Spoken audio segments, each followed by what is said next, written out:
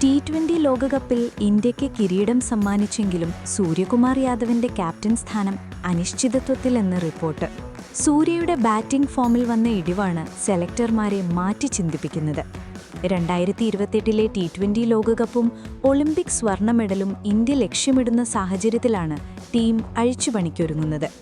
ലോകകപ്പ് ഫൈനലിൽ ന്യൂസിലൻഡിനെതിരെ 0-ന് പുറത്തായതും സെമിയിൽ ഇംഗ്ലണ്ടിനെതിരെ വെറും 11 റൺസ് മാത്രം നേടിയതുമാണ് സൂര്യയ്ക്ക് തിരിച്ചടിയായിരിക്കുന്നത്.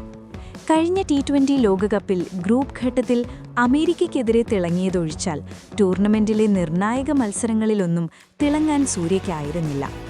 2028 സൂര്യയ്ക്ക് 37 വയസ്സാകുമെന്നതും BCCI മാറ്റി ചിന്തിപ്പിക്കുന്നുണ്ട്.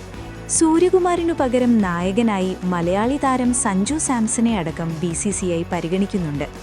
ഏകദിന ടെസ്റ്റ് ടീം നായകനായ ശുഭ്മാൻ ഗില്ലിന് BCCI പരിഗണന നൽകുന്നുണ്ടെങ്കിലും T20യിൽ ദേശീയ ടീമിനായി മികവ് തെളിയിക്കാത്തത് ഗില്ലിന് തിരിച്ചടിയാണ്.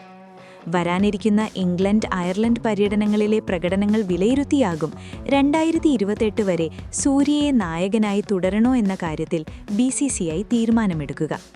സെലക്ഷൻ കമ്മിറ്റി സൂര്യയ്ക്കെതിരാണെങ്കിലും കോച്ച് ഗൗതം ഗംഭീറിന്റെ പിന്തുണ സൂര്യകുമാറിനുണ്ട്. 2028 വരെ പരിശീലക കരാർ നീട്ടണമെന്ന് ഗംഭീർ BCCIയോട് അഭ്യർത്ഥിച്ചിട്ടുണ്ട്. സൂര്യയ്ക്ക് പകരം നായകനെ പരിഗണിക്കുമ്പോൾ ഗംഭീരുമായുള്ള അടുപ്പം സഞ്ജുവിന് തുണയാകുമെന്നാണ് വിലയിരുത്തപ്പെടുന്നത്. ജൂൺ, ജൂലൈ മാസങ്ങളിൽ നടക്കുന്ന അയർലൻഡ്, ഇംഗ്ലണ്ട് പര്യടനങ്ങളാകും ഇന്ത്യൻ ടീമിൽ വൻ മാറ്റങ്ങൾക്ക് തുടക്കമിടുക.